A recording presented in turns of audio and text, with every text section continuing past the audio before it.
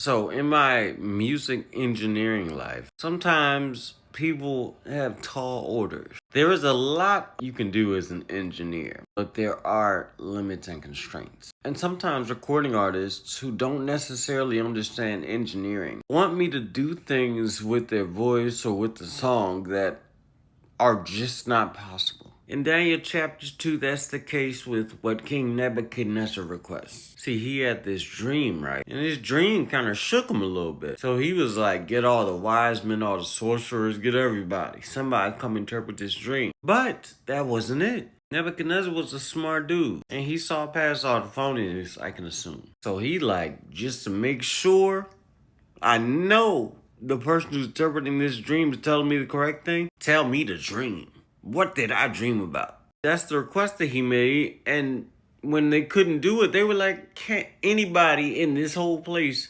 tell you what you dreamed? King Nebuchadnezzar was like, all right, get rid of everybody. All the wise men, everybody who claimed to be a this or that, a sorcerer, all that. Get rid of them.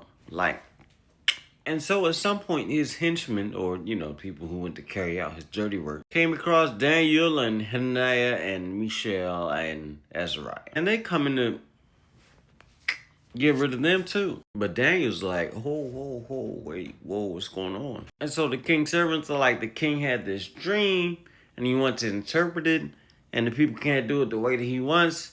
And so, that's why I be going around doing X, Y, and Z. So Daniel said, hold up. Set up a meeting with me and the king.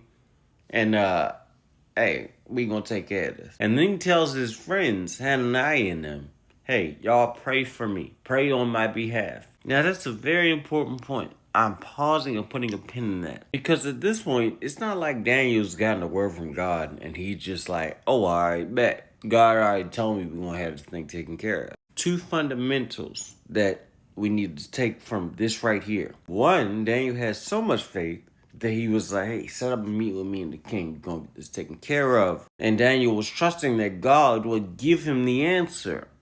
Daniel wasn't thinking like, oh, I know how to do this. No. But the other fundamental is he told his friends to pray on his behalf. Go to the throne on account of your friends and your people. Maintain a circle of people around you who pray and ask and talk to God on your behalf. Not that God won't hear you, but if all of y'all go to God as opposed to just you, just imagine the result. So anyway, I'm going to unpause this. We fast forward and Daniel meets up with King Nebuchadnezzar. King Nebuchadnezzar is like, hey, I had this dream. Tell me the dream.